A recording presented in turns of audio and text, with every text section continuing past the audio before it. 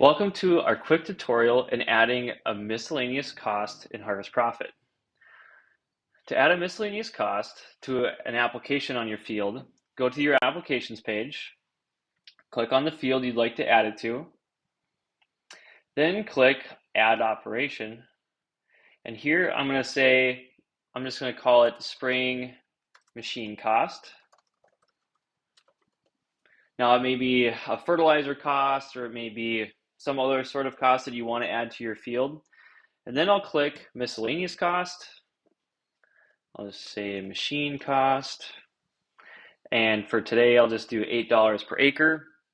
Now my field is set to 154.2 acres on my crop planner, but if I want to only apply it to 100 acres, I can click that Set Acres button and just apply it to 100 acres. Additionally, I can tag this to a specific category, and that'll show up separately on my P&L. Because it's a machine cost, I may want to take it to my machine cost category, or if it's for spraying, I could just apply it to my chemical category. Really, you can have any option. I'm just going to click Done.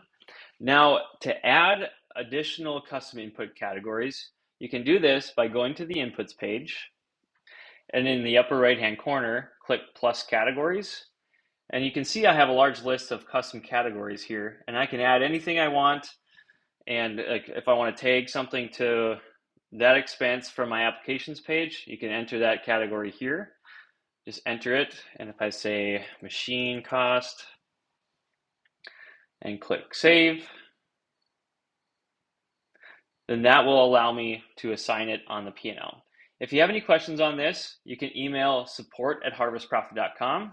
Additionally, if you click on the help button in the bottom right-hand corner and click the Ask tab, that will send an email to us directly from your account with your email listed, and then we can get back to you from there. Thanks.